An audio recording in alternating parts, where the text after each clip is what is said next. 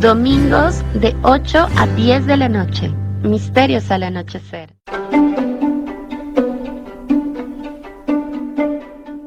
¿Qué tal, amigos? Los saluda Fernando Chapi Martínez, conductor de Misterios al Anochecer, el único programa de enigmas, buena música, fenómeno ovni, reflexiones y temas curiosos a través de Imperial 299.5 para toda Lima Sur y aún más allá. Cada domingo de 8 a 10 de la noche tenemos una cita en las ondas. No se olviden y pasen la voz. Ahí nos vemos.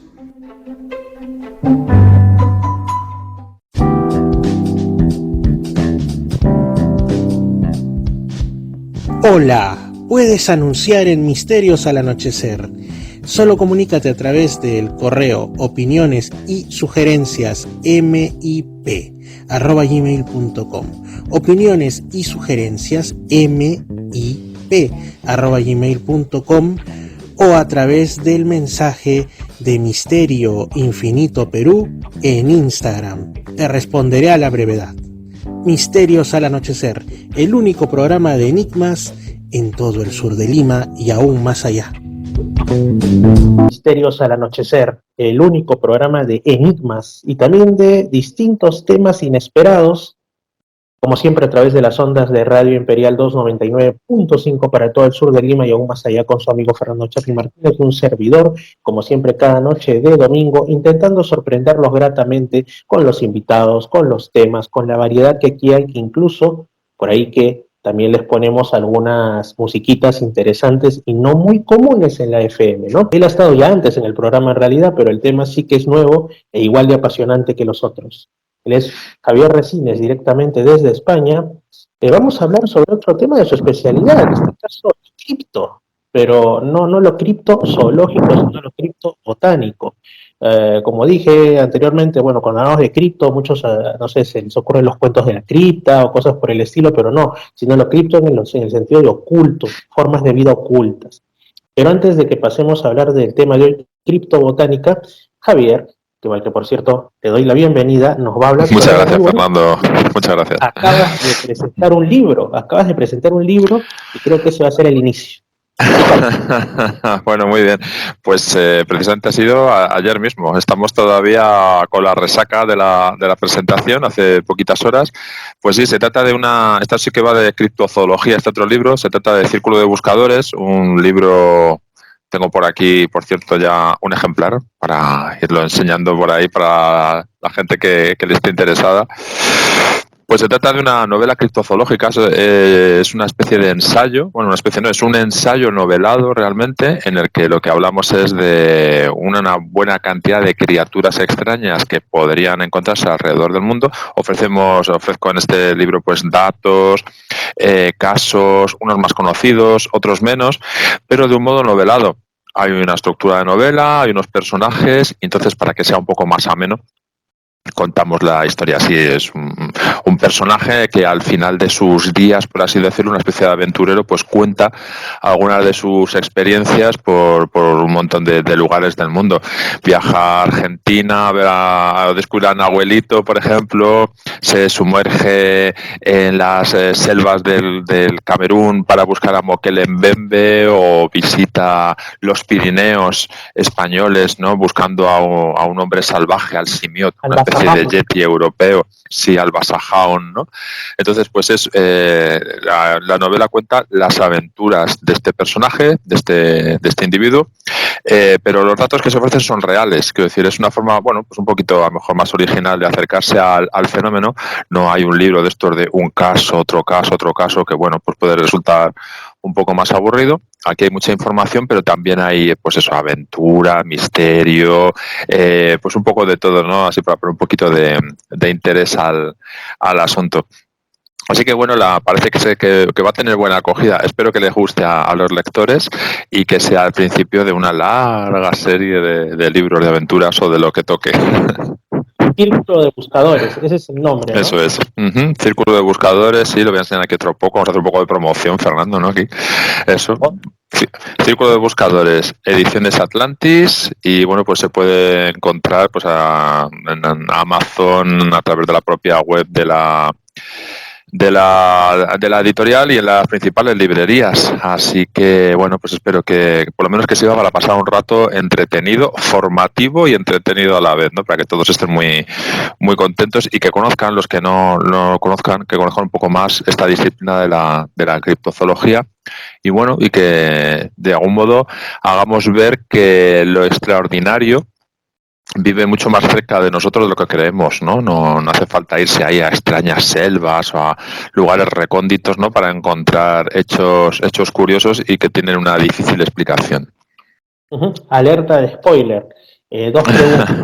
Tu libro es de criptozoología, pero como los misterios y enigmas se entrelazan entre sí como si se tratase de una sopa bien sustanciosa, digamos, ¿también hay por ahí algún asomo de otro tipo de enigmas? Llámese fenómeno ovni, fenómeno paranormal, casas encantadas, o es criptozoología pura y dura. Es criptozoología pura y dura. El libro está estructurado en diversos capítulos y realmente cada capítulo es una aventura, por así decirlo, en la que el protagonista es un críptido diferente. Pues uno es Nahuelito, como he dicho, otro puede ser Mapinguari, tal vez también aparece ahí, es uno de los protagonistas en otro de los capítulos. Barmanú, hay un capítulo dedicado a Barmanú, al supuesto hombre salvaje que viviría en el norte de las montañas de Chitral, también está dedicado, es un pequeño homenaje a Jordi Magraner, al criptozoólogo español que murió pues hace algo más de 2 décadas buscando respuestas a la existencia de este Barmanú. Es criptozoología pura y dura, por así decirlo. No hay otros misterios, otras cosas. Son críptidos. En cada capítulo uno es el protagonista principal de la historia. Mothman también va a aparecer por ahí. Y eso, y bueno, pues aparte la segunda pregunta Dime. para terminar, para cerrar este tema. También aparece por ahí algún críptido felínico de los que ya hablamos anteriormente, alguna panterita escurridiza. Pues estuvo a punto de aparecer, porque cuando seleccioné un poco los animales, las criaturas que pensaba que querían aparecer, estuve pensando en el tema de los Alien Big Cat o en alguna onza extraña o algo así, pero al final se quedó en el tintero. No tenía unos plazos ya para entregar el libro y no pudo entrar. A lo mejor para la segunda parte de las aventuras de este hombre, a lo mejor aparece, ¿no? Pero en principio, vamos, se quedó finalista, vamos, casi para aparecer en el libro, sí. Excelente. Bueno, entonces esperemos que este libro también de alguna manera atraviese, ¿no?, los tempestuosos mares del Atlántico y pueda llegar también por acá. Si no llega, digamos, de la manera habitual en las librerías, que bueno, que hay algunas librerías que traen textos de España, pues que al menos que venga de manera, digamos, más personalizada mediante las plataformas como Amazon o todas estas que ahora nos... Claro, además en principio haremos una edición, está hecha la edición física, pero en algún tiempo prepararemos una edición online seguramente también porque, bueno, es una manera de difundir que es muy interesante porque, bueno, eso sí que llega a todo el mundo y es algo instantáneo además, ¿no? Yo soy muy del libro físico, del libro de papel, de tocar las páginas, de olerlas, bueno, pues me gusta tenerlo. Siempre la casa está llena de libros y bueno, también me parece incluso un objeto de decoración, ¿no? Para aquel que no le gusta mucho la lectura. Pero mientras que, bueno, lo online pues es difícilmente tocable y todo. Pero tiene su ventaja, claro, tiene la ventaja de que donde no llega el libro físico, pues puede llegar este PDF o este ebook, ¿no? Por supuesto. Así que con el tiempo sí que lo haremos, ya lo anunciaré también. Con el tiempo tendremos también una versión online, por así decirlo, de círculo de buscadores. Pero de momento, ahora yo vuelvo a hacer otra vez esto aquí, por favor. De momento, esto es lo que hay. Sí, yo lo que quiero sinceramente lo sin ningún rubor aquí es el libro en físico con la firma así de Javier Resines, ¿no? Con un dibujito de un Alien Big Cat. Así. Eso. Lo que pasa es que con mi firma vale menos dinero, pierde valor totalmente. Uy, no. Seguro. Ya, al menos con el dibujito del Alien Big Cat. Pero bueno, Eso estaría bien, sí. sí. Bueno, entonces se anima a los que se interesen estos temas de animales desconocidos y además también el Ujú, formato novela, que pueden buscar Círculo de Buscadores, valga la redundancia, buscar Círculo de Buscadores, ¿no? ujú. Ubicarlo a través de, bueno, las distintas plataformas como Amazon y otras en las que va a estar presente. Y bueno, ya también te felicito por este interesante y Muchas sorpresivo gracias. lanzamiento Muchas que le hacía gracias. José. Pero en este caso vamos a hablar tanto de Nahuelito, Bar Manu, como a mí me interesan mucho dos tipos de críptidos, creo que ya lo dije, los que son de tipo felínico, porque obviamente vivo rodeado de gatos toda la vida, y Ujú, segundo, los que son de tipo homínido, ¿no? Como el Bar Manu que ya mencionaste, los ujú. almas y otros más. No Sí. me interesan tanto los dinosauricos o plesiosáuricos como Nahuelito o el monstruo del lago Ness, porque leí mucho en el pasado y como que bueno, ¿no? Pero Te los saturaste, ¿no? otros Ya. ya estoy saturado, tengo una serpiente marina en el cerebro. Pero los otros muy interesantes, sobre todo los humanoides, porque es como que me parece fascinante, casi como lo de encontrar seres extraterrestres de tipo Ujú, humanoide y que tú reconozcas que hay otros que no son como tú, pero pueden también tener esa misma línea de pensamiento, entre comillas, ¿no? ujú. O esa capacidad, y imagínate encontrar otra humanidad dentro del propio planeta, que son tus hermanos, al fin y al cabo, Sí, ¿no? sí, claro. Todo esto es una experiencia ya que linda con lo filosófico, lo espiritual y nos ponemos intensos. Pero Sí, ya tiene muchas aristas ahí, sí, sí. Ujú. muchas implicancias. Sí, sí. El día de hoy, el tema en sí, como lo habíamos acordado, no es Ujú. tanto los críptidos que se mueven y se esconden, sino unos que por lo general deberían estar más calmaditos, pero no siempre, porque en una de esas te pueden invitar contra tu voluntad a que ingreses en sus adentros y te compartas. Bueno, ya, de eso ya vamos a hablar. Las plantas críptidas, la criptobotánica, esas flores, esas plantas, esos árboles que por ahí muchos dicen, yo lo vi, mi pueblo no se acerca por esos rumbos porque es maligno, te puede hacer daño, hasta te puede comer. Estas historias, que parecen más de siglos pasados, persisten hasta la actualidad. Hay gente que Ujú. perjura y te da los datos, pelos y señales de que eso fue visto, existe y que por ahí no vayas si no quieres terminar formando parte del abono de la madre tierra, ¿no? Entonces, digamos que de eso vamos a conversar. Y tú tienes incluso un blog al respecto, Criptobotánica. Criptobotánica se llama así, efectivamente. Hace, pues no lo sé, 5 o 6 años más o menos lo creé. Y lo que voy ahí, aparte de historias de casos históricos, por así decirlo, de otros años, de otros siglos, voy incluyendo allí sobre todo asuntos de actualidad que tienen que ver con la criptobotánica. Porque la parte más impactante, por así decirlo, de este estudio es esto que nos comentaba hace un momento, Fernando, lo de los árboles devoradores de hombres, ¿no? Por así decirlo, ¿no? Estos seres monstruosos, sanguinarios, carniceros, ¿no? Pero la criptobotánica en realidad a una muchas vertientes muy interesantes, ¿no? Y muy desconocidas que en cuanto hablemos un poquito de ellas vamos a decir, es verdad, si esto yo lo vengo escuchando ahora hace tiempo, ¿no? Pero no le hemos puesto un nombre, ¿no? Hasta ahora. Porque por un lado hay una vertiente, la que has hablado ahora, la de la vertiente está más paranormal, por así decirlo, la de los árboles asesinos o los... bueno, y hay otra que de la que también hablaremos, de la de los, que es muy curioso, la de los árboles andantes, ¿no? Hay también. Oh, Sí, es curiosísimo. Si con la criptozoología ya tenemos que andar con mucho cuidado, casi que con la criptobotánica más aún, ¿no? Porque es que es un terreno, por desgracia, claro, que es muy abonado pues a la mofa, evidentemente, ¿no? Estamos hablando de árboles que comen humanos, árboles que se desplazan, cosas así, ¿no? Pues es muy fácil no sacar la chanza de esto. Pero bueno, como siempre digo, lo que hablamos es de casos, de testigos, personas que aseguran haber vivido estas experiencias, otra cosa lo que hayan vivido, pero lo que ellos piensan que han vivido muchas veces. Entonces estamos hablando de árboles asesinos, por así decirlo, de árboles andantes, de árboles relacionados con ritos mágicos, con brujería, con la dendrolatría en general, es decir, el culto al árbol, a un árbol en concreto, claro.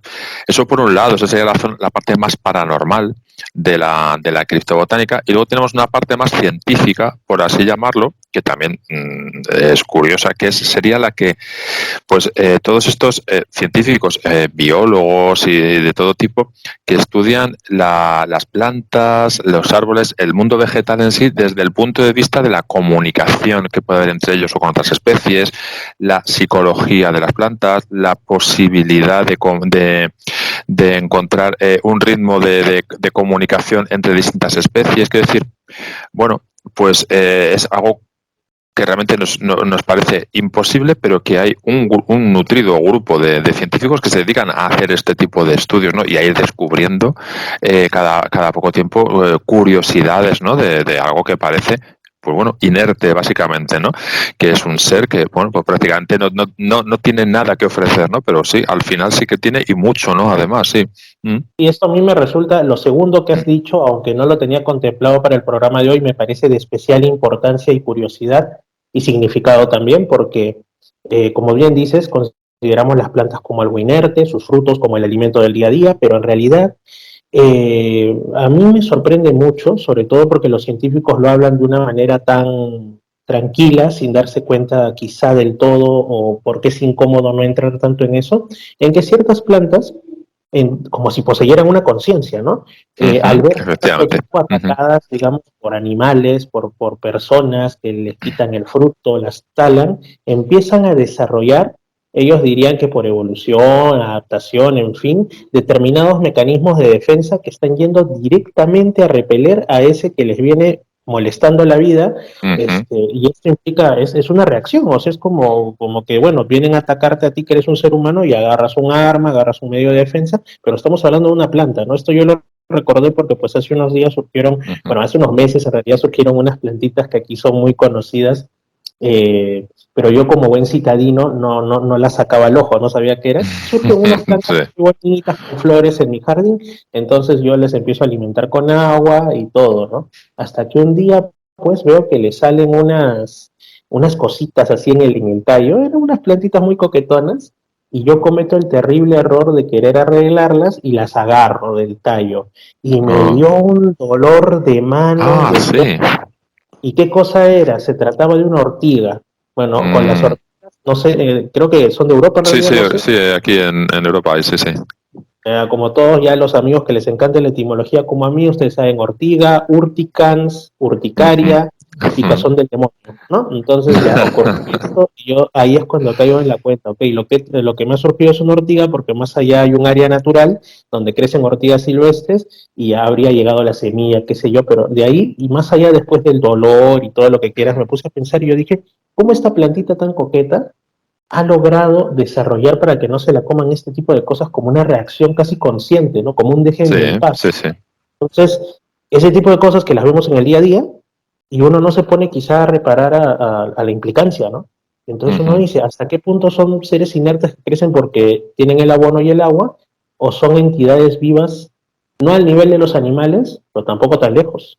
No tanto. Además, hay una noticia muy curiosa de hace un par de semanas, además, de la Universidad de West England, creo, bueno, un grupo de científicos británicos que habían descubierto, después de sesudas investigaciones, que los hongos se comunicaban entre sí con una especie de lenguaje que contenía unas 50 palabras, ¿no? Era el total, ¿no? que hablaban. Entonces, decían que lo hacían a través de impulsos eléctricos y a través de una especie, lo que llamaban hifas, que son algo así como unos filamentos que salen de su organismo y penetran en la tierra, que de alguna manera lo que haría sería poder estar en contactar, comunicarse con otros hongos que estuvieran incluso alejados, ¿no? Que no estuvieran en contacto físico exactamente, sino alejados a través de la tierra, ¿no?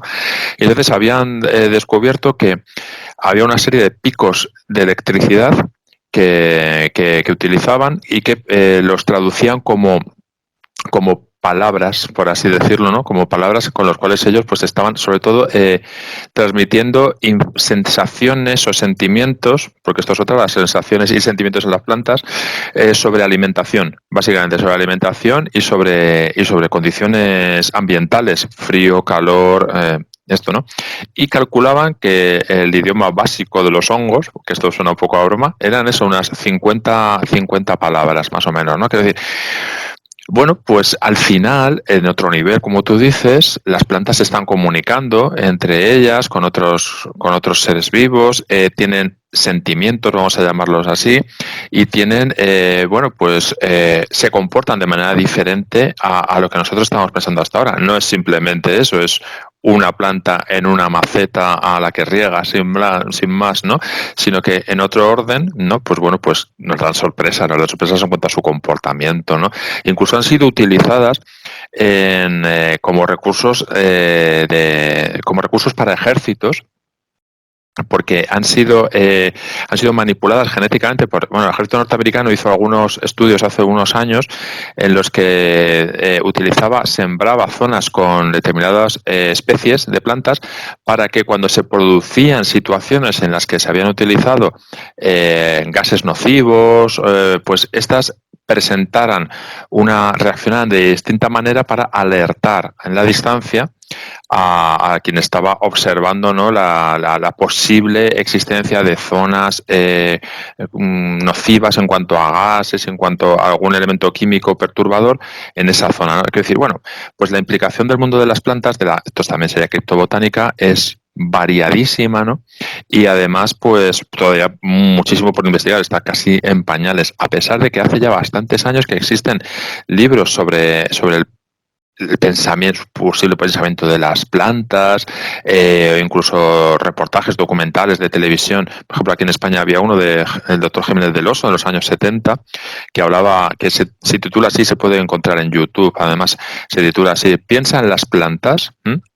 Entonces, son asuntos muy interesantes y que están dentro del ámbito más científico posible, no son locuras de uno que pasa por la calle, no, sino que están, pues bueno, son investigaciones hechas con condiciones de laboratorio y después de muchos años de observación, claro. No solo eso, sino que también cuando has mencionado lo de estos hongos y sus aparentes palabras, vamos a decirlo así, me hace recordar el tema de el que dicen que es el ser vivo más grande del mundo. Es la ballena azul, no es en el pasado el titanosaurio, sino es un enorme hongo que crece y que uno a veces tiende a pensar que el hongo es pues la típica capuchita que te la comes en champiñón, Sí, pero ese con es un gnomo al lado. En realidad, el hongo va por debajo y salen otras, digamos así, crecencias. Bueno, la cosa es que en este plan el ser más grande del mundo es un hongo, que está obviamente unido entre sus partes por esos filamentos que mencionabas. Entonces esto a mí me recordó, llámenme loco, llámenme como quieran, me recordó al proceso de sinapsis que hay dentro de nuestro cerebro, ¿no? Sí. Entre las neuronas. Sí. Son por impulsos eléctricos también, ¿no?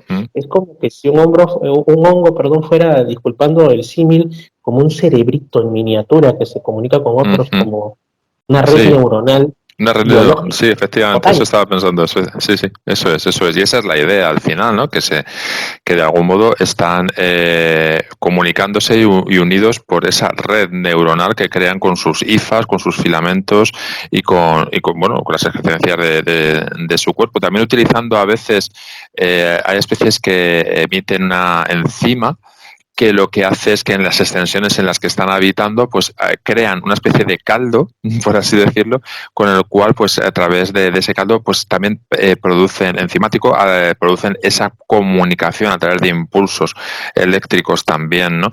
Bueno, pues son formas diferentes de comunicarse a las de los animales vertebrados, por así decirlo, ¿no? Pero son comunicaciones también y que se van conociendo cada vez un poco más y que van, pues haciendo que el mundo que nos rodea sea un poquito más extraño, ¿no? Por así decirlo, claro.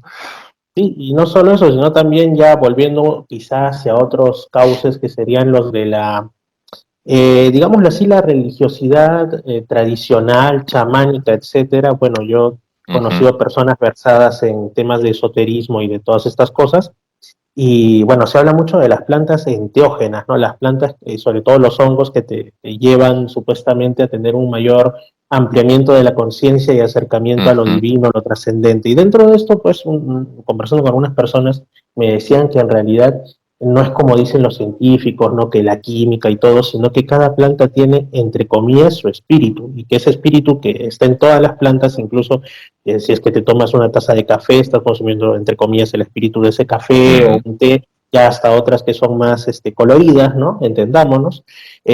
Cada uno tiene sus propiedades y cuando tú los consumes, en cierto modo, ese efecto que te causan, por ejemplo, el café que te pone feliz y sin sueño, es, digamos, la voluntad de ese espíritu de la planta sobre ti. Esto suena pues muy, muy, digamos, espiritual, nueva era y todo lo que uno quiera, pero cuando ya nos ponemos a ver esto de que las plantas pueden tener este grado de comunicación y de conciencia, tú te lo preguntas, ¿no? Tú un poquito como que dices, caramba, a veces la Sí, ¿qué sabiduría estamos puede ser... haciendo? Ajá. Además es que estamos haciendo, ¿no? Si ya empieza a dar un poco, como se suele decir, de mal rollo o de mal fario, ¿no? Decir, estoy tomando la esencia de un ser vivo. Creía que no, pero o sea, sé que es un ser vivo, pero es un ser vivo cuasi consciente, ¿no? Entonces, bueno, hay que tener otro planteamiento. Entonces, ¿no? A lo mejor va a haber que tomar agua fresquita, sin más, ni café ni infusiones. Como decían, al final vamos a terminar comiendo rocas. Ahora que te dicen que la Sí, roca también tiene vida, ya perdiste, sí, porque sí, están... seguro, ya déjalo, ya déjalo, ya no comemos nada. Bueno, No sí, hay sí, la verdad problema, es que sí. no hay problema. De acá voy a Nada. comer una frutilla, una banana y no va a pasar nada. Pero Ya sí, está. básicamente eso es lo que dicen, ¿no? Ahora sí pasando, digamos, más allá de este... bueno, respecto a los hongos también, algo que se estudia incluso en las escuelas, ¿no? Pero de una manera muy superficial cuando agarras el tema de los reinos que hay en el mundo, es que hasta ahora hay mucha gente que igual sigue considerando erróneamente que los hongos son plantas, ¿no? Cuando ya hace tiempo que Es están verdad, en sí. fungi, que tiene todavía algunas características definitorias que no están del todo claras, y a mí me gusta pensar que quizá ese eslabón que hasta ahora se trata de encontrar entre las plantas y los animales, quizá podría tener algo que ver con fungi, y por eso es que fungi tiene este asunto de la Estas comunicación, quién sabe. características propias y que no son propias de las plantas en sí. Sí, podría ser una especie de, a lo mejor no exactamente el eslabón que une unos y otros, pero sí uno de los eslabones que lo uniría, porque sí, seguramente hay una evolución, claro, sí se podría hablar de evolución entre una planta y un animal. Pues, a ver, no es el mismo árbol, ¿no? Pero, por así decirlo, pero sí podría ser parte, ¿no? Estos fungis podrían ser parte de esa, de las piezas que nos faltan para explicar, ¿no? La diferencia o las grandes diferencias entre el mundo vegetal y el mundo animal. Esto es un híbrido, podría ser un híbrido realmente, ¿no? Así es, ahora amigos, yo lo que esto quiere decir no es que si ven un fungi en su jardín o si tienen pie de atleta no se lo van a curar, ¿no? Sino que hay determinadas especies de fungi que son realmente fascinantes y algunas también de cuidado porque si te las consumes o algo así en un ritual chamánico puedes terminar viendo el mundo en colores variados y no es la idea. Acá eso no lo promocionamos ni nada de eso. Pero sí, pasemos ahora sí a las plantas, ¿no? Al reino plantas. Plantar. Pues esto de que hay algunas que se comenta, o sea, ahora está muy de moda, ¿no? Con esto de ten por hijo una plantita, que se dice ya no tanto la factura las plantitas, y hay quienes tienen sus famosas boquitas, ¿no? Que son estas mini plantas carnívoras que son muy graciosas porque de paso te pueden librar un poquito de las moscas y de otros bichitos, y son coloridas y muy hermosas. Pero existen, como bien mencionabas, otras que ya no es que sean atrapamoscas, que ese es el nombre de una de tantas, sino atrapa humanos, Eso es. atrapa animales, cosa ya más creepy, cosa que ya nos pone un poquito en ese incómodo plan de presa, ¿no? ¿Por dónde van estos tiros? ¿Cómo es esto más o menos, amigo Javier? Bueno, pues realmente son historias que han llegado hasta nuestros días, incluso hay algunas recientes, pero que casi todas tienen un inicio, una fundamentación en la época de los grandes descubrimientos, por así decirlo, por así llamarlo, en las que las potencias colonizadoras pues descubrían para sí mismos, no para las personas que ya vivían allí, sino para sí mismos, estos nuevos lugares. porque igual que pasa con la criptozoología, también el sentimiento del europeo es el de conocer para Europa, pero evidentemente esas plantas, esos animales son conocidos en los lugares por donde pasan. Bien, pues sobre todo en los siglos 19 y 20 hay un boom, hay una explosión de recorrer el mundo por parte de, sobre todo, tanto misiones científicas como misiones militares, británicas, estadounidenses, alemanas, holandesas, ¿no?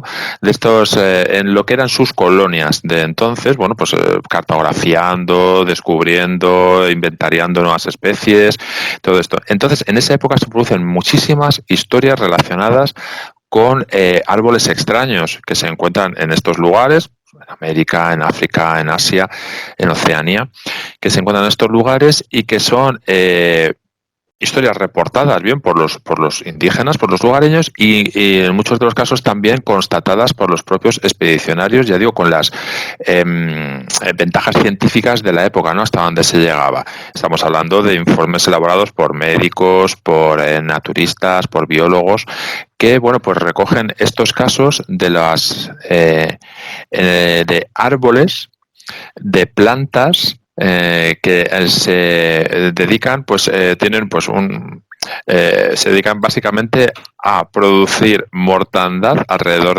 de donde se encuentran ubicadas.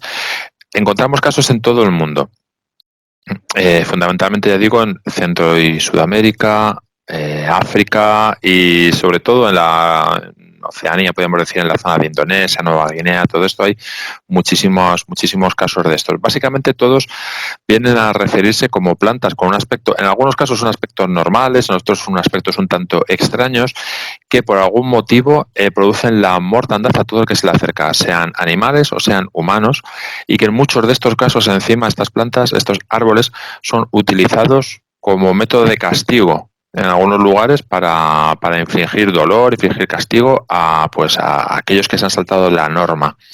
Que esto también es una cosa muy interesante. Además de todo esto, muchos de estos árboles son utilizados por el poder del lugar para tener aún más poder. Es decir, son utilizados como amenaza, ¿no? Si no cumples la norma, este ser, esta criatura, este genio que vive en este árbol va a portarse de mal modo contigo. Y vas a ser castigado, ¿no? Te va a causar algún tipo de incomodidad. Sí, sí. Y que no quisiéramos, pero podría ocurrir. Pero podría ocurrir si te comportas mal, claro. Y la incomodidad te lleva a la muerte en casi todos los casos, ¿no? Estamos en este escenario, un escenario en el que se empiezan a recopilar estas historias que incluso, o sea, hay bastantes libros sobre este asunto, incluso artículos en revistas tan poderosas ya en su momento como Nature, en el que se supone fuera de duda, ¿no? de contar estas exageraciones, en las que pues vemos cómo van llegando a estos relatos a Europa, claro, con la maravilla que esto produce. Recordemos que es una época, siglo XIX, siglo XX, en el que todo es maravilloso, todo es posible, hay muchas zonas, por así decirlo, del planeta por descubrir, ¿no? para el común de los mortales, y que casi todo es posible, ¿no? Casi todo es posible. Entonces, dentro de este ámbito de lo legendario y de lo fantástico, estas historias sobre árboles extraños, sobre árboles devoradores de hombres, por así decirlo, tienen cabida.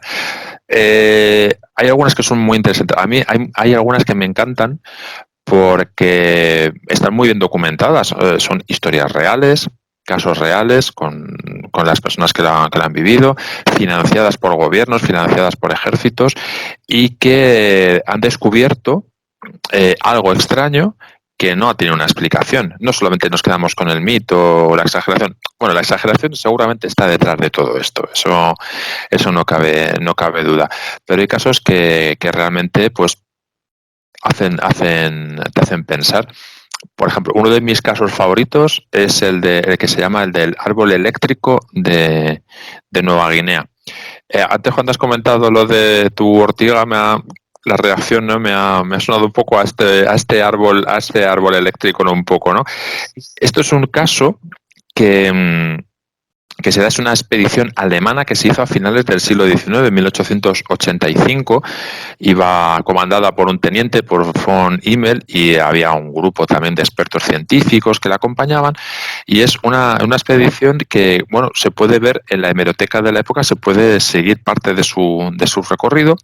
Y llegaron pues a la entonces Nueva Guinea alemana, en un viaje en un vapor francés, les llevó allí. Bueno, y entonces tuvieron pues una experiencia absolutamente aventurera. Llegaron a la costa, atravesaron hacia el interior del territorio durante 12 días de penosa marcha, con temibles enjambres de insectos, lugareños hostiles, animales extraños para entonces, claro, que les acechaban, bueno, pues zonas pantanosas, insalubres, bueno, pues todo una odisea digna de Indiana Jones. Y llegaron a una meseta poco menos hostil, que estaba situada a unos 1.500 metros de altitud sobre el nivel del mar, en el que encontraron pues numerosos esqueletos de animales esparcidos por algunos de los claros de ese bosque que se formaba delante de ellos. Y lo que descubrieron fue también pues había un silencio casi total. Las brújulas que llevaban se comportaban de manera extraña, posiblemente en una zona con algún magnetismo muy, muy peculiar. Y lo que encontraron fue, en principio, fue un árbol de grandísimo tamaño en un claro del bosque, rodeado de estos esqueletos de animales, y que tenía unas extrañas raíces con unas pústulas muy curiosas. Bueno, pues los expedicionarios, que eran mitad científicos, mitad militares, lo que hicieron fue una de estas pústulas que sobresalían por la tierra, la abrieron y encontraron dentro una especie de vaina oscura, muy dura y muy, muy extraña. Al intentar abrirla, uno de los científicos de la expedición recibió una descarga eléctrica terrible. Tan terrible como que le lanzó hacia atrás del suelo y le tumbó, ¿no? O sea, le dejó bastante conmocionado. En ese momento, un soldado que también intentaba ayudarle, pues sufrió lo mismo, ¿no? Pues ya tuvieron cuidadito con lo que les estaba sucediendo, claro. ¿De qué? Como si fuera el Arca de la Alianza, ¿no? Que dicen que lo tocaron, volaron por los aires, o como si fuese una especie de anguila del mundo animal. Sí, también, de algún modo, sí. Entonces, lo que tuvieron ya fue precaución. Claro, estuvieron haciendo los experimentos sobre el lugar. No tenían un galvanómetro para poder medir la potencia eléctrica que tenía, pero sí tenían cable de cobre con el que hicieron algunos experimentos, y bueno, pues pudieron comprobar que lo que hacían era emitir una fuerte corriente eléctrica, ¿no? Pues a través de esta pústula vegetal. Bien, lo que hicieron fue quisieron llevarse parte de este árbol, trozos de él, piezas y tal, semillas, y que se llevaron, y lo consiguieron de algún modo, ¿no? E incluso volvieron a Alemania. Tuvieron que volver apresuradamente porque, bueno, les pasaron un montón de cosas durante la aventura. Von Immel, el teniente principal, cayó enfermo. Tuvieron que volver rápidamente porque temían por su vida. Y ya en el barco de vuelta, cuando volvían a Alemania, hicieron nuevas investigaciones. Estaban ya un poco más tranquilos porque parece ser que la zona era absolutamente hostil en todos los sentidos. Y analizaron el núcleo de estas protuberancias, y lo que vieron, posiblemente lo que definieron que había dentro, era una especie de un tipo de carbón muy puro, con unas pequeñas trazas de ceniza, que era, claro, el elemento que producía esta explosión de energía, por así decirlo. Como digo, las muestras llegaron a Alemania, pero, como suele suceder en muchos casos, se perdió su pista, ¿no? Después de ella, y nada más se ha sabido de ello. Siempre ocurre con algo que puede resultar muy hiriente, nunca mejor dicho, muy incómodo. Sí. Lo que ya se sabe, lo oficialista dentro de incluso las ciencias naturales, ¿no? Es caso recurrente, extraño, pero esperable. Sí, pero es de lo más habitual que suceda esto. Y expediciones de este tipo hubo muchas durante estos siglos pasados, que, bueno, pues reportaron esta extrañeza que existía también en el país de los Zulús, en el reino Zulú, en Sudáfrica. También se encontró una buena cantidad de árboles que eran el bojón Upas, el Umdalevi, que con estos nombres ya me confundo. El Umdalevi, que es un árbol también que tenía estas características. Este era todavía un poquito más sanguinario, porque era un árbol tenía varias formas posibles, pero una de ellas era, pues, tenía una especie de raíces alrededor del árbol que encallaba en el suelo como si fueran largas vainas de un gran cuchillo, por ejemplo, y que lo que hacían era una especie, según las descripciones de la época, parecía una especie de acogedor sofá en medio de la selva, que invitaba de algún modo al descanso para el que pasaba por allí. Bueno, pues era una zona pues bastante mullida, con raíces, bueno, pues una zona selvática, en la que pues al final el animal que caía en sus fauces, nunca mejor dicho, o incluso el humano, porque había casos de humanos, pues de algún modo rápido, como hemos visto en algunas películas, estas protuberancias, estos largos ramajes, se movían de un modo rápido, atrapaban la presa y con las puntas de esas protuberancias, que eran realmente afiladas, pues lo que hacían era matar a la presa. De algún modo que intentaban en ocasiones deshacerse de ella, pero seguía apretando y de algún modo pues acababa de este modo por asfixia con la vida de la presa, sea un animal o sea un humano. En este caso, en el del Umdlevi, hay además se habla que es este caso del reino Zulu, se habla que estos árboles tenían una toxicidad añadida, aparte de este violento movimiento, una toxicidad añadida que simplemente con estar cerca de ellos o de algún modo rozar su corteza o cocinar algo con las ramas de este árbol producía una toxicidad que era casi mortal. Hay un caso que está recogido por algunos misioneros británicos de finales del siglo XIX, en el que hablan de una partida, de una cacería de elefantes que se produjo en uno de estos poblados, y que después de cazaron un elefante, cazaron también algún otro animal, y bueno, cocinaron parte de ellos en el camino de vuelta, y lo cocinaron con ramas de este Umdlevi, sin saber que era este árbol del que se trataba, ¿no? Casi inmediatamente todos empezaron a tener problemas físicos, diarreas, ojos inyectados en sangre, debilidad, dolor de huesos. Estas eran las características de este envenenamiento, ¿no?, que producía este árbol.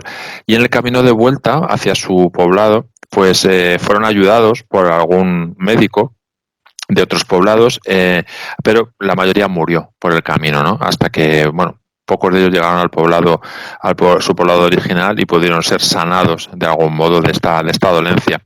Pero fue simplemente por cocinar la comida que estaban tomando con las ramas de este Umdlevi.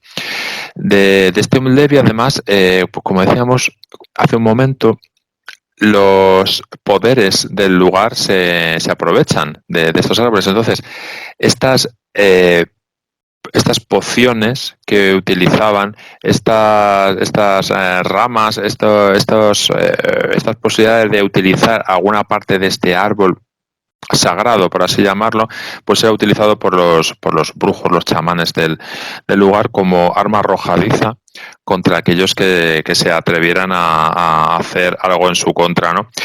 Al final, todo esto se utiliza pues de este torticero modo también, ¿no?, que es el de, bueno, pues implantarse en el poder, en este caso pues a través del miedo, ¿no?, del miedo hacia la sensación de tener pues un árbol milagroso o temible o demoníaco en el entorno, y amenazar con él. Esto es muy típico, se producía en Indonesia con el bojón upas, que era este árbol que decía antes, también hasta finales del siglo XIX, principios del XX, en una zona determinada de la isla de Java. A los criminales se les ajusticiaba con un árbol realmente. Lo que se hacía era lo siguiente: el bojón upas es un árbol que también muy extraordinario, lleno de leyendas y posiblemente de exageraciones, que produce una gran toxicidad sus ramas y sus frutos. Entonces, lo que a su vez es muy, muy utilizado como antídoto para intentar paliar el daño que hace la mordedura de algunas serpientes de la zona. Al final todo está un poco unido. Bien, la idea era la siguiente. A aquellos criminales que había que ajusticiar, lo que se les ofrecía eran dos posibilidades. Ajusticiarles por el método que fuera en aquel momento, según la moda. Y la otra era acercarse a donde había un bojón jupas y coger algún trozo de rama, algún trozo de fruto, algo así, con el que poder los chamanes del poblado hacer esa poción milagrosa para las mordeduras de las serpientes. Se les proveía de una especie de rudimentaria máscara antigas y básicamente, según pudieron recolectar las noticias y las informaciones misioneros y exploradores de la época, uno de cada 10 volvía con vida, ¿no? El resto pues estaban sentenciados a muerte casi desde el principio. Y bueno, pues aquí vemos otra vez otro uso no exagerado y un uso, en este caso, pues para impartir justicia, ¿no? De un árbol sagrado, ¿no? De un árbol venerado de algún modo y que era utilizado por el poder, en este caso de Javanés, para impartir justicia entre sus iguales. Así es, pero quizá más allá de esto, lo que no ha dejado de latir en mi cabeza, ¿no? Como si fuesen las fauces de alguna misteriosa planta carnívora, es la mención que hiciste al inicio de esta conversación sobre la existencia de árboles andantes. Ah, sí. Interesante. Sí, es muy curioso porque es una de las partes más curiosas dentro de la criptobotánica, por así decirlo, y que además, por contra, que esto que estamos hablando de historias de árboles devoradores de hombres, excepto alguna que hay más moderna, por ejemplo en la región de Kerala, en la India, hay un árbol, el Alnalivega bata, que bueno, es devorador de todo, devorador de serpientes, de hombres, de todo lo que se acerque, ¿no? Porque es un árbol realmente tóxico y también está imbuido alrededor de de muchos rasgos folclóricos en cuanto a esta forma de acercarse a él, a esta magia que le rodea. Pero lo de los árboles andantes es algo que se está dando, es algo mucho más actual. No hay que irse a finales del siglo XIX o del siglo XVIII para ello, sino que hay casos mucho más cercanos y mucho más curiosos. Se da sobre todo, es algo que se da sobre todo en el ámbito del mundo anglosajón. En Estados Unidos, en Gran Bretaña, también son países que tienen una rica cultura en cuanto a fenómenos extraños y las noticias lo que ocurre en él son noticias para todo el mundo, ¿no? Pero hay casos muy curiosos, por ejemplo, árboles literalmente andantes. Me explico. Hay un caso a principios de los años 90 en Oregón, en el que un grupo de excursionistas pasa unos días en un parque natural, en el Silver Fell Springs, en Oregón, y bueno, durante la noche, en la acampada, uno de ellos pues se aleja un tanto de la tienda de campaña donde estaban alojados, pues buscando un poco de tranquilidad en el bosque, fumarse un cigarrillo, y en un momento determinado nota una brisa de aire. Esto le hace girar su cabeza, según él dice, girar su cabeza hacia un lado y ve claramente como un árbol que en ese momento estaba en el claro del bosque, es un bosque con un claro, entonces un árbol que estaba en ese claro del bosque da 3 largos y deliberados pasos para unirse al resto del bosque y desaparecer del claro, por así decirlo, ¿no? Este chico dice que bueno, lo que describió era como una especie de árbol de unos 6 metros de altura, con nada especial, un árbol, dice que no era un ser, tenía una cabeza, ni tampoco había una diferencia entre la zona de la cadera o el tronco, era básicamente un árbol más o menos normal y corriente, con parches de musgo en diversos lugares, con unas largas ramas que se asemejaban a árboles, perdón, a brazos, que dice que sí, que posiblemente, dice, si el árbol las estiraba, pues le llegaran al suelo, y también con un par de raíces grandes que hacían como las veces de piernas. Eso es la idea que él tiene. Entonces dice que el peor momento que vivió fue cuando, dice que la visión duró un par de segundos, que le pareció que durante el tercer paso de este árbol caminante, el árbol giró un momento la vista y se encontró su mirada con él, ¿no? Dice que eso le dejó absolutamente petrificado y helado durante más de 20 minutos, ¿no? O sea, un Hasta árbol que... con vista, un árbol con ojos. Pues sí, encima, ¿no? Como diciendo, cuidado. Además, ¿no? La evolución está ya llegando a... Sí. Entonces, este caso, ¿no? Bueno, pues él, cuando pudo recomponerse, dice, un poco de la situación, porque claro, era algo extraño, muy extraño, volvió al campamento y se lo comentó a uno de los amigos con los que estaba pasando estos días de vacaciones, ese fin de semana, y dice que no le hizo ningún caso realmente. Él compara... No, creo que a cualquiera de nosotros, si viene alguien y nos dice, Imagínate. he visto caminar un árbol, no le dice, dice, deja de beber eso. ¿Qué Claro. es eso con lo que has estado jugando? ¿No? Entonces, claro, deja de beber eso, sí, totalmente. Él dice que en ese momento no, porque esto es él lo cuenta ahora, este caso lo ha contado hace un par de años realmente, 2 o 3 años, es decir, que han pasado como 20 años desde entonces, ya es un adulto.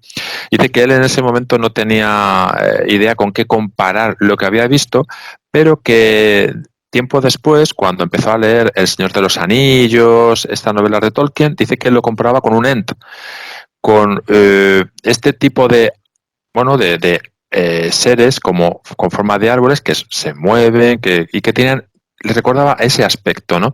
Lo que él vio. No es el único caso, ni muchísimo menos. Hay un caso recientísimo que es de finales del mes de marzo.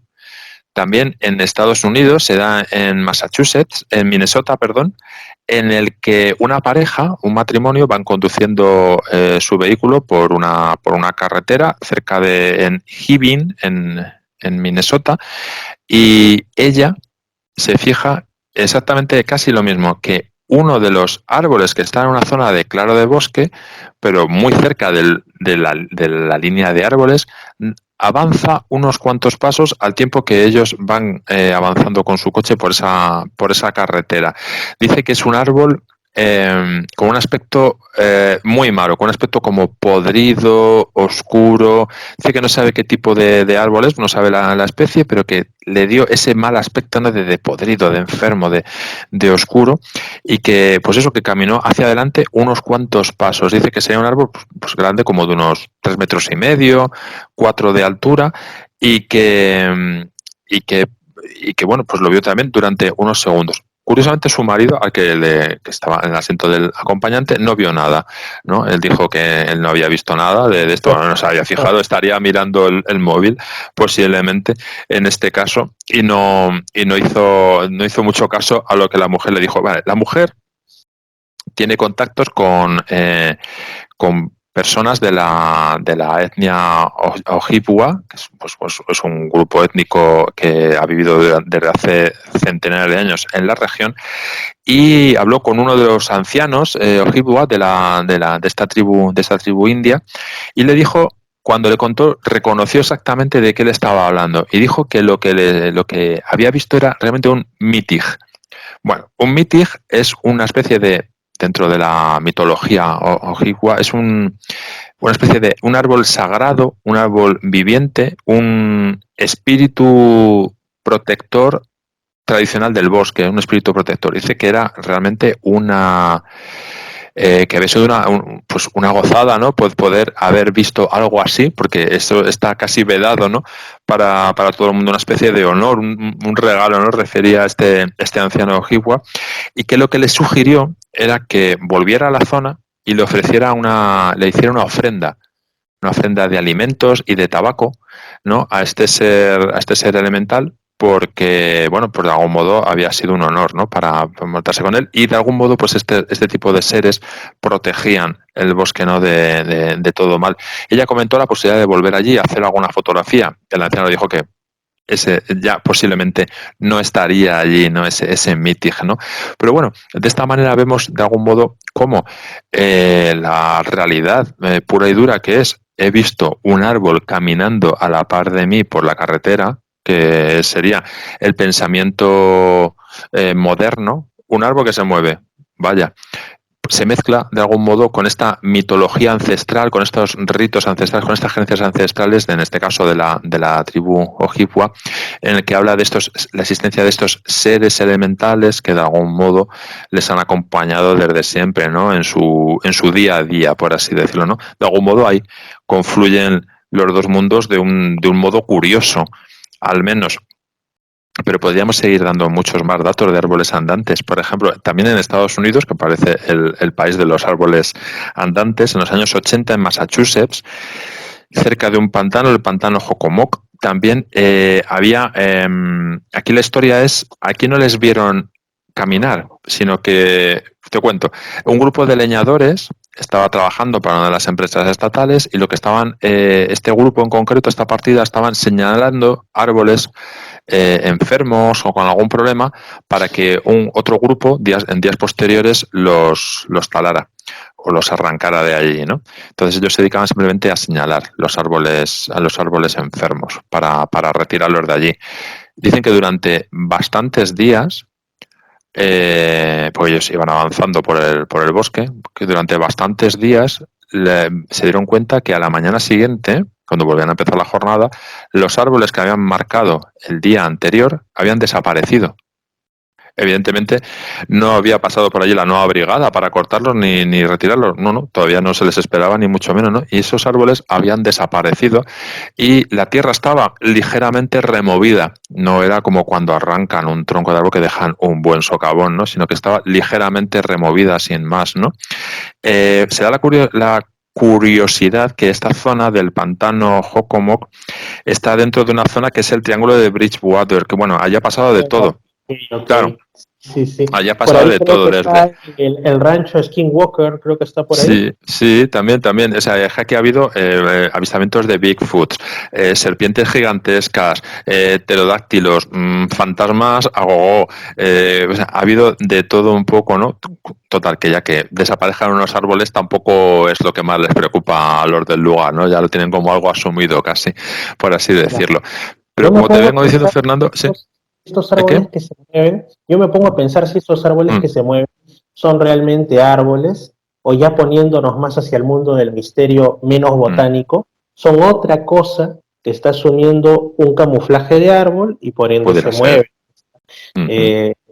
No sé, grosso modo, como aquí, al menos en mi ciudad tienen la mala costumbre las empresas telefónicas de que ponen una antena de celulares y la camuflan como un árbol, ¿no? Pero obviamente desde un punto de vista más de una entidad, ¿no? O sea, algo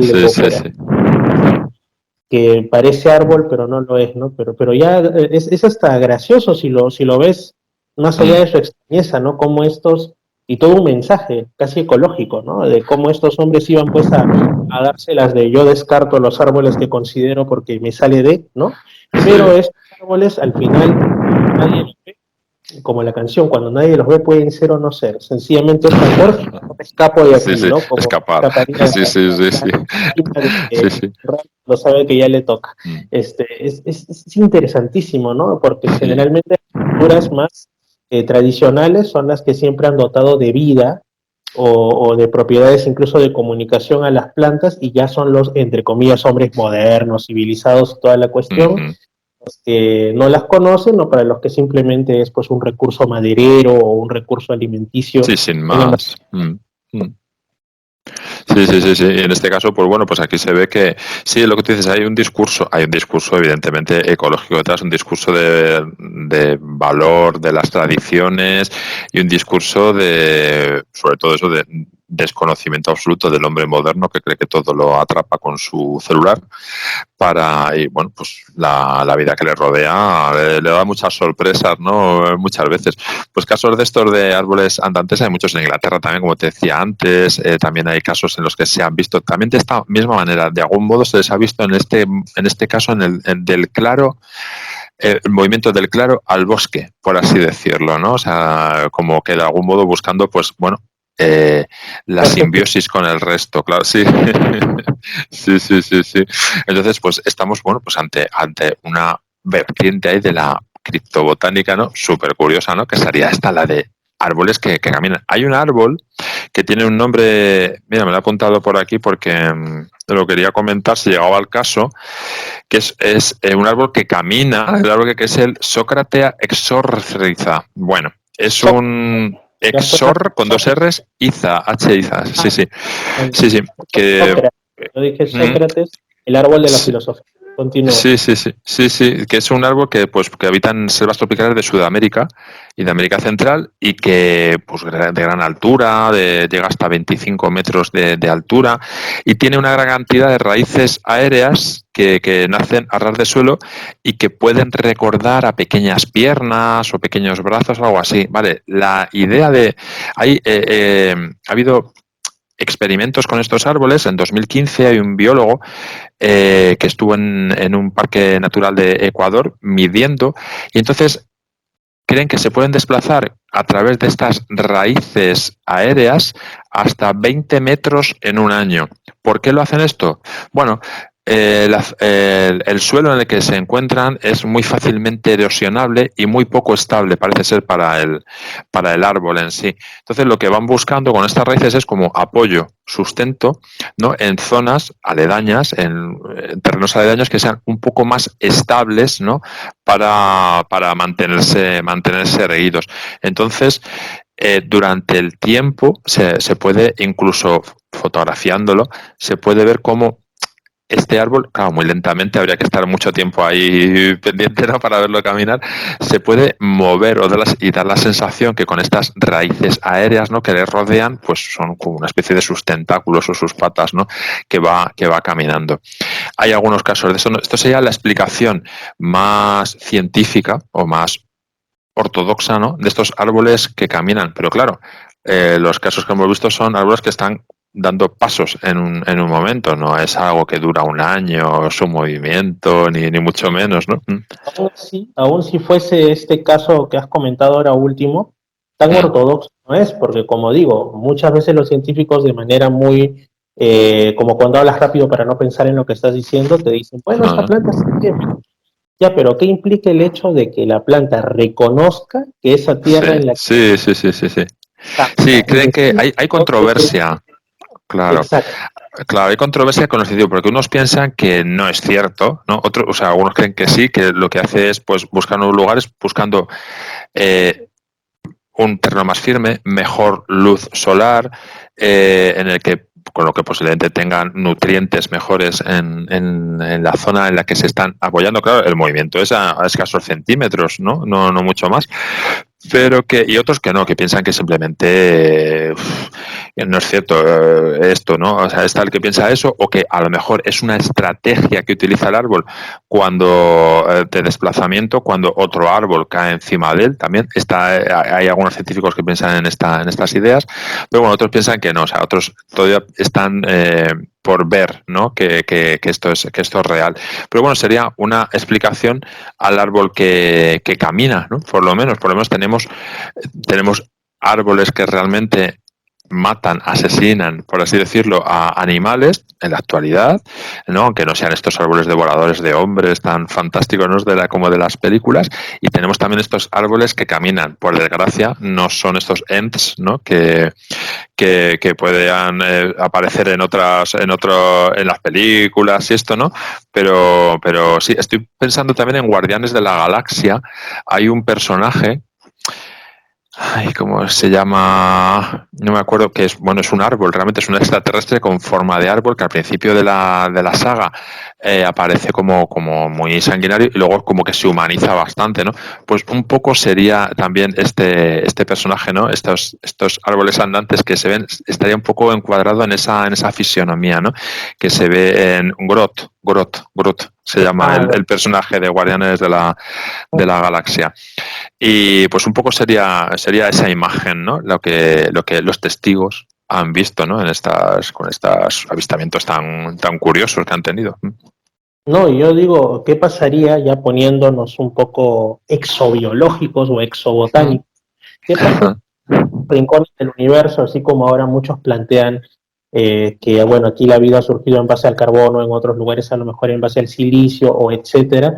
¿Qué pasaría si así como aquí, quienes estamos hablando todos nosotros, humanos y animales, bueno, hemos surgido por, valga la redundancia, la rama animal, pero si en otros lugares recónditos quienes hubieran evolucionado al nivel de la autoconciencia, el movimiento y todo lo demás hubiesen sido las plantas, ¿no? Sí. Que hubiese vida vegetal inteligente, autoconsciente, movible y todo, y también serían, como dicen en España, disculpando, serían la hostia, porque, o sea, nosotros los Sí. animal, tenemos que buscarnos la comida, ya sea vegetal o animal, y ahí gastamos ingentes cantidades de recursos. En cambio, una planta básicamente hace fotosíntesis, ubica el agua, y se olvidó del problema más grande del mundo, que es el alimento, ¿no? O sea, serían Sí, sí, incluso sí. más, con más E, esperanza de vida que sí. el animal. E ir a trabajar también. Se olvidaría, es otro problema también, ir a trabajar el alimento y... Sí, Claro, sí, sí. sería maravilloso. Pues sí, especulando, ¿por qué no? Podría darse esas circunstancias que una criatura con estas características fuera, bueno, pues de algún modo, pues la especie principal de algún planeta o algo así. Estaba leyendo estos días porque estaba viendo en prensa digital pues cómo especulaciones sobre cómo sería el futuro de las especies dominantes en el planeta si el hombre desapareciera. Y se centraban mucho en los clásicos, ¿no? Los insectos, cosas así, ¿no? Y comentaban que lo que tenían claro es que no iba a ser nunca un primate, ni un primate que se tuviera que desplazar, ni que tuviera necesidades fisiológicas básicas como las que tenemos nosotros, porque realmente eso es energéticamente muy costoso y muy difícil que se produzca en un hábitat, en cualquier entorno. Entonces hablaban de, bueno, pues evidentemente las bacterias, por supuesto, y también de vida vegetal precisamente por la no necesidad de desplazamiento y entonces pues sería pues una necesidad de vida mucho más sencilla y mucho más estable para que se desarrollara, ¿no? en el planeta. En este caso hablaban de la Tierra, ¿no? Si en el hipotético caso de que el hombre desapareciera, ¿no?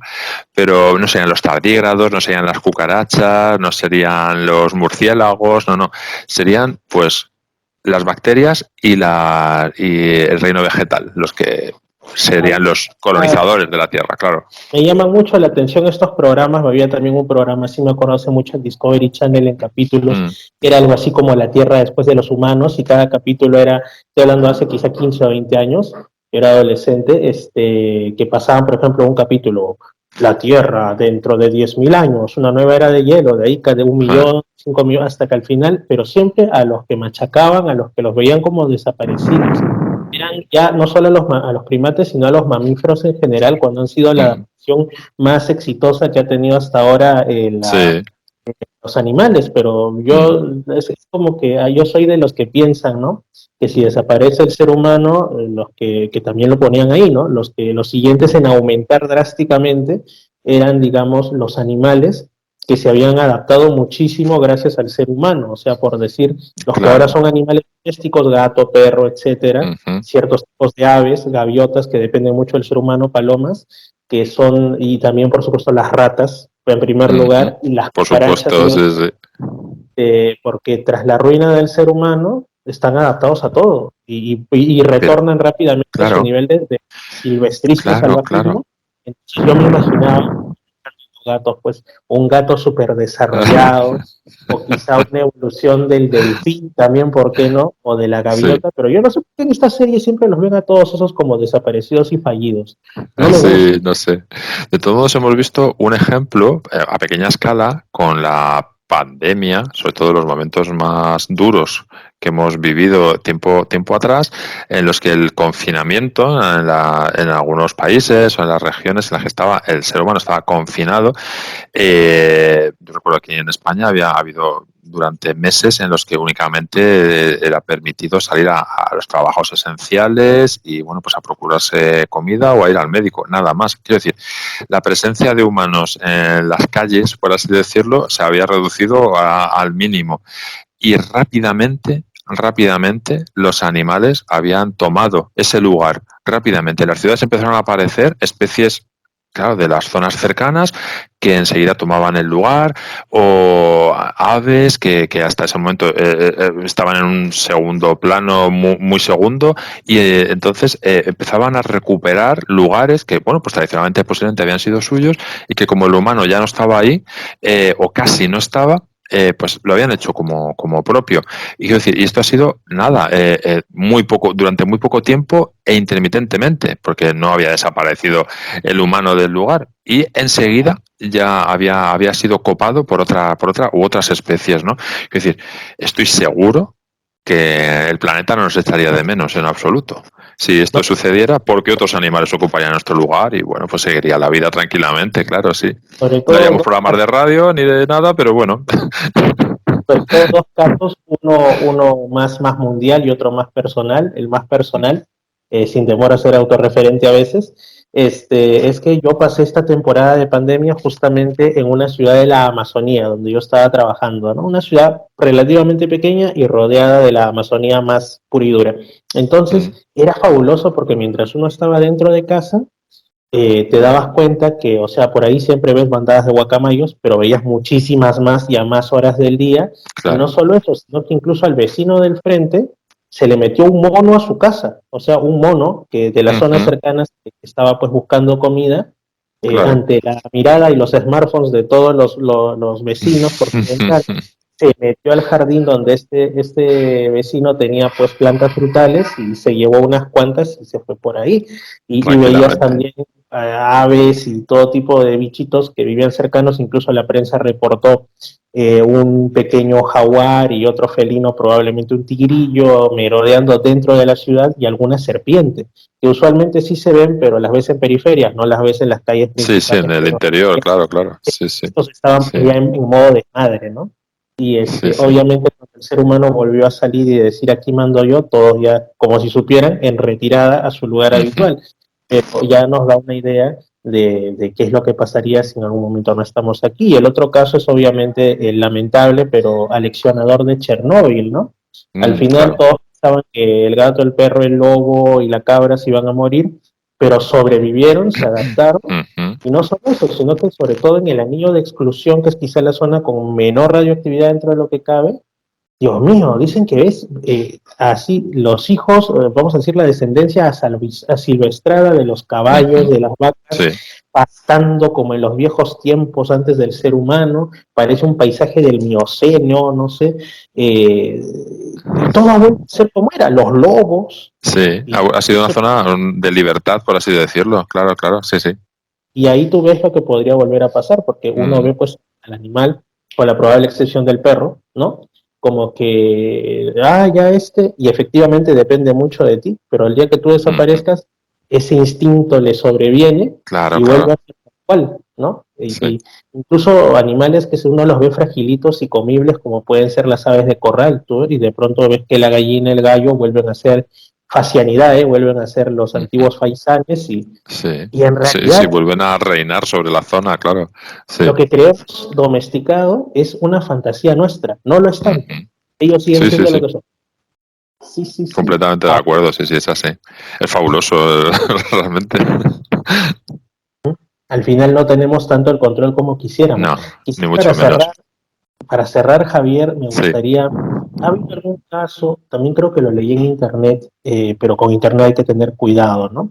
Mm. De plantas que devoran hombres, pero en el sentido, digamos, verdadero, o sea, no mata hombres en el sentido de que la tocas, como dices, ¿no? Y caes fulminado, sino en el sentido de que los atrapan y los devoran, ¿no? Una cosa así, casos así, está llena la literatura, pero algo has escuchado tú más real. Sí, claro, sí, por ejemplo, en el Mato Grosso había, pero volvemos otra vez a épocas un tanto pasadas, no tanto de ahora, o por lo menos no tengo relatos actuales.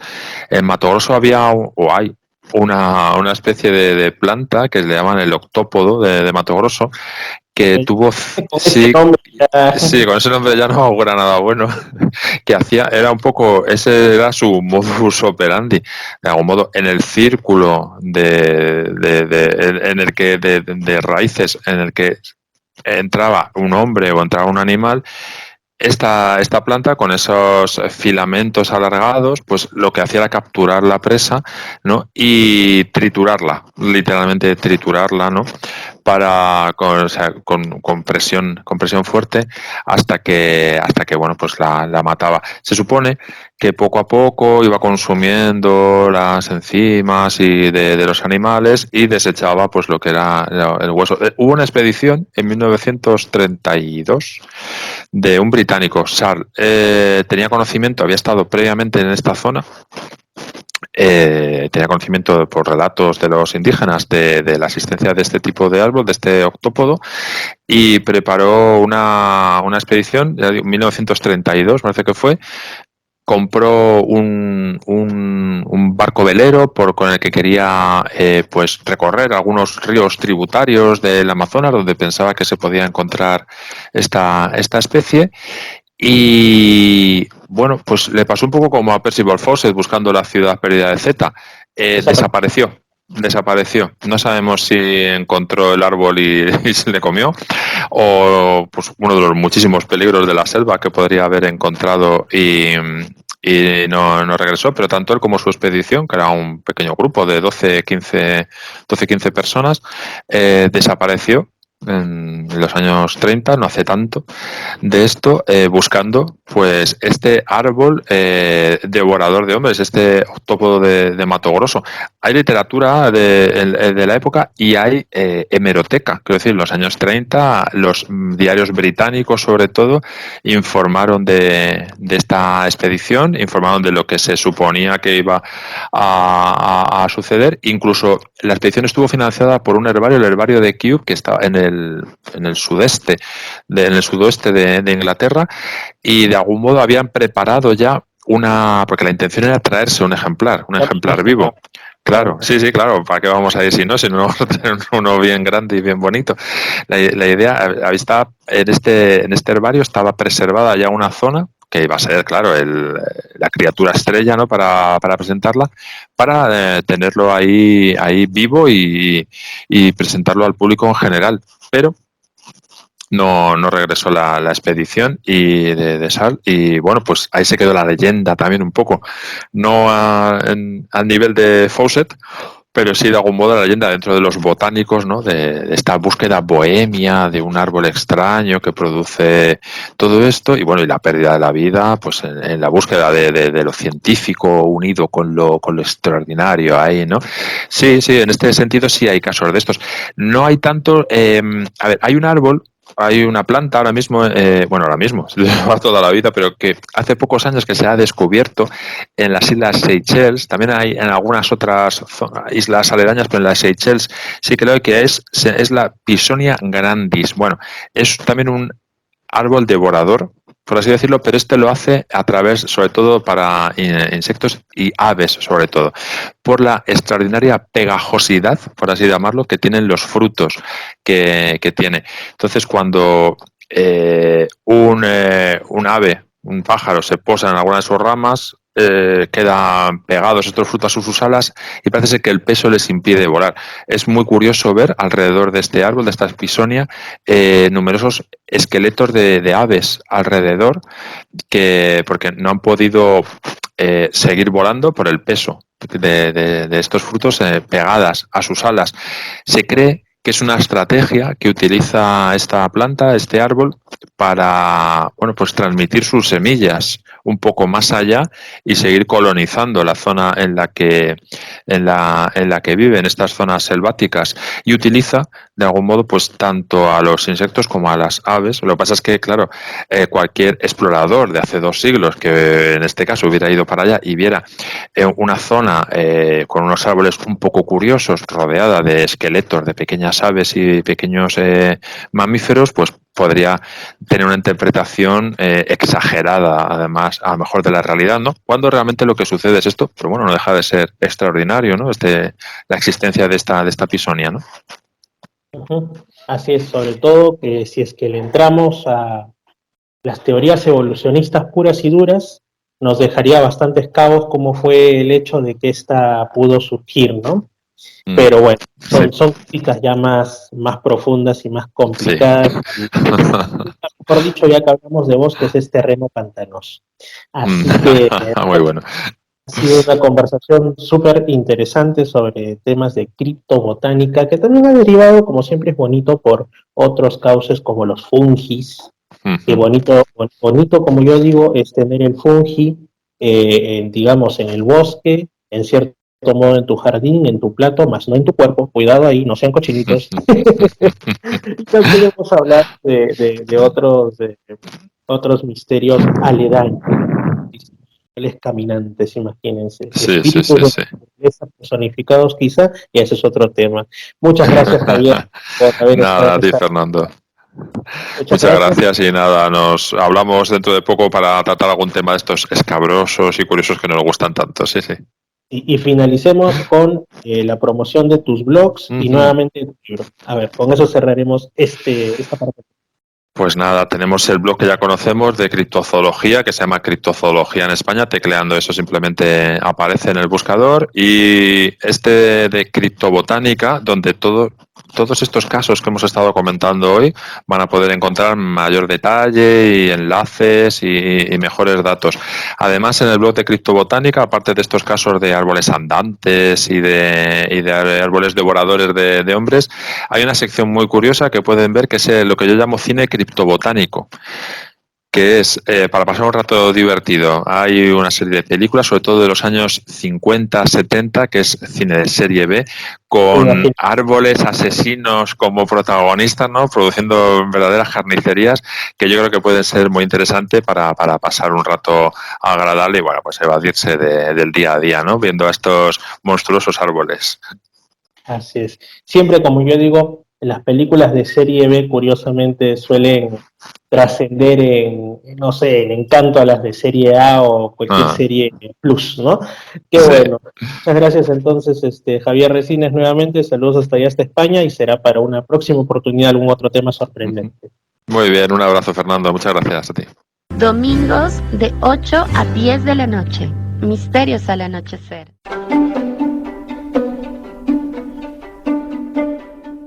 ¿Qué tal, amigos? Los saluda Fernando Chapi Martínez, conductor de Misterios al Anochecer, el único programa de enigmas, buena música, fenómeno ovni, reflexiones y temas curiosos a través de Imperial 299.5 para toda Lima Sur y aún más allá. Cada domingo de 8 a 10 de la noche tenemos una cita en las ondas. No se olviden y pasen la voz. Ahí nos vemos.